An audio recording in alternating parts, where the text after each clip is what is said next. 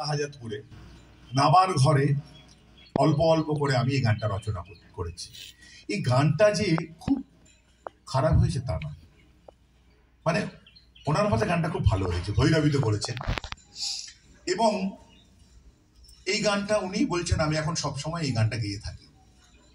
তারপরে অনেক দিন পরে ফ্ল্যাশব্যাকে দেখালাম, এবারে ধরো রবীন্দ্রনাথ যখন লিখছেন গানটা তখন হয়তো রবীন্দ্রনাথের 35-36, রবীন্দ্রনাথের 76 বছর বয়সে শৈলজদা রবীন্দ্রনাথের কাছে গেলেন, বলছেন গান শেখা কেমন হচ্ছে? বলে দিনুদা তো চলে গেছেন, আমার আর গান শেখা হচ্ছে না। বলে তাহলে এক কাজ কর, তুই আমার কাছে, আমি শেখাবো। তারপরে একদিন গেছেন, রবীন্দ্রনাথ শেখাচ্ছেন আর মুচকি মুচকি হাসছেন, বলে জানিস তো খুব একটা মজা হবে। কি পরে সেটা শৈলজদা বুঝেছিলেন।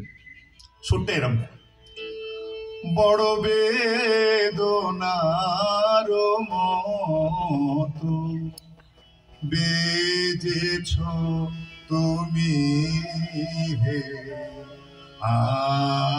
আমার প্রাণে, বেদনার মতো।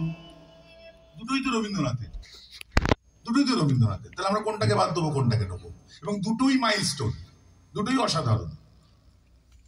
এইখানেই আজকের প্রজন্ম তোমাদের একটা চয়েস, যার অলঙ্করণ কণ্ঠ, মানে মোহদ্দির মতন যার কণ্ঠ, সে এইটা গাইবে। যে সাধারণভাবে গাইতে চায় সে আরেকটা গাইবে, বা ভাইসি ভার্সাও হতে পারে।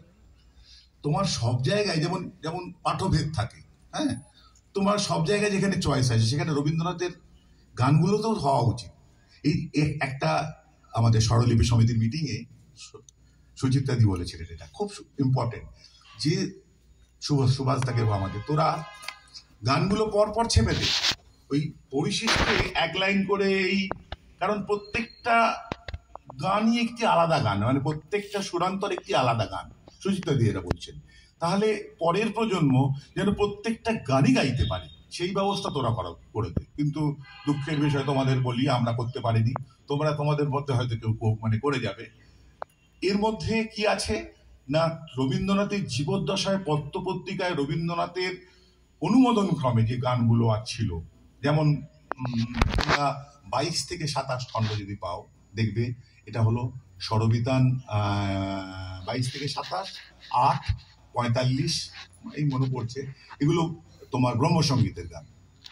কিন্তু বিশ্বভারতী এডিটেড বাই ইন্দিরা দেবীও শিখেছেন। এবং তার আগে আমি একটু আগে বললাম যে কাঙালিচরণ সেন, তিনি আদি ব্রাহ্ম সমাজে ব্রহ্মসঙ্গীত এতে গ্রন্থে ছাপা হয়ে গেছে।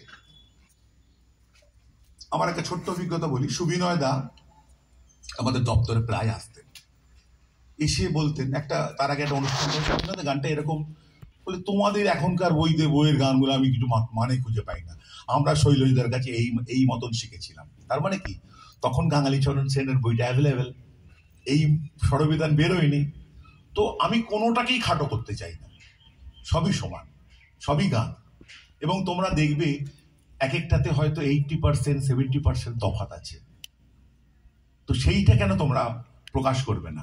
হ্যাঁ, আজকে যেমন রক্তকরবীর পাঠভেদ দেখবে, এরকম মোটা বই আমরা পাচ্ছি। রবীন্দ্রনাথেরও কিন্তু পাঠভেদ শুধু নয়, সুরান্তর, ছন্দান্তর করতে হবে। যেমন তোমরা এই গানটা জানো, এই ছন্দান্তর করে,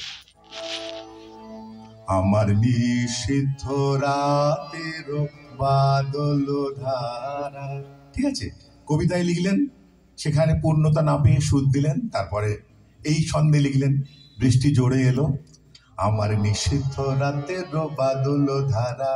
তোমরা এই পার্টিকুলার গানটার সম্বন্ধে খুব ভালো লেখা পাবে অরুণ কুমার বসুর রবীন্দ্রসঙ্গীত রবীন্দ্র ভারতী পত্রিকাতে, এই বিষয়টা নিয়ে, মানে একটা প্রবন্ধ লিখেছিল এই একটা গান নিয়ে। হ্যাঁ, আমার এক্ষুনি সংখ্যাটা মনে পড়ছে না।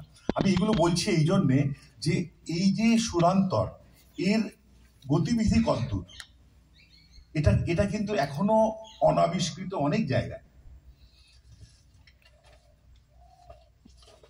এই যে এবারে গীতাঞ্জলি পর্বের গান নিয়ে আমি একটু আলোচনা করার যোগ্য আর কি, কারণ রবীন্দ্রনাথের সুরযোজনায় ধারায় মধ্যসীমা রেখায় যেন গীতাঞ্জলির গানগুলি বিদ্যমান।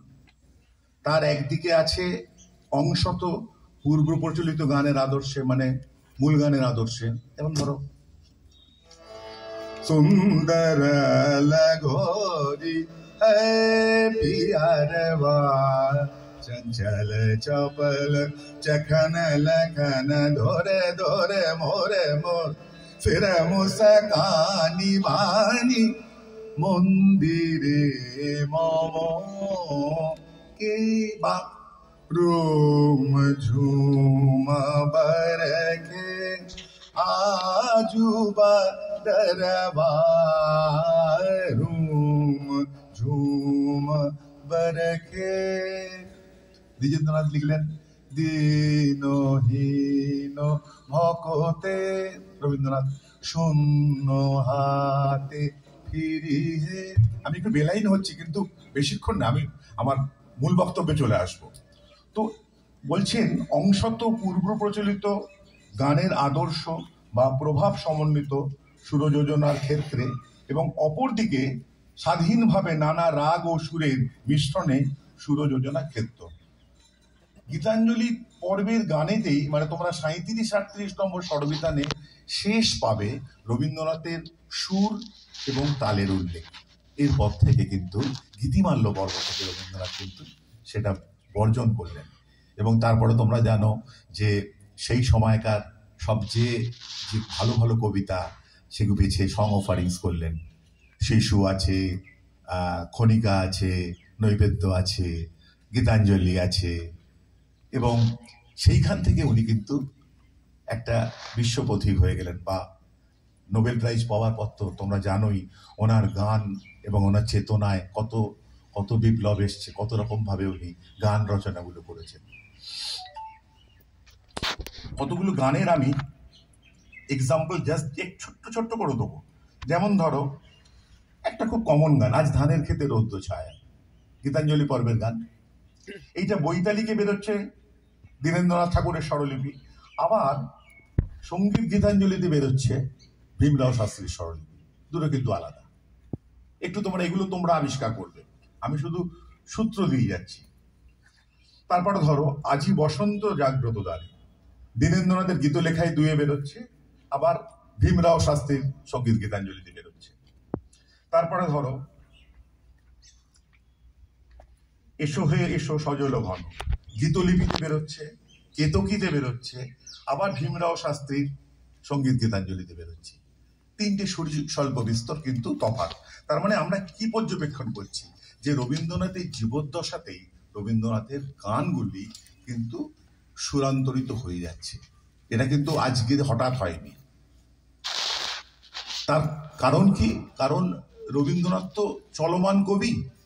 আজকে হয়তো কোনো গান ওনার মনে হলো এই সুরে আমি প্রকাশ করে একদম স্যাটিসফাইড, কিন্তু কাল সকালে উঠেই দেখলেন যে না, এই সুরে কিছু খামতি রয়ে গেছে। আর তো তখন তিনি পাঠান্তরও করেছেন, আবার সুরান্তরও করেছেন। এই মোটামুটি। এইবার একটু স্বরবিতান গ্রন্থমালা নিয়ে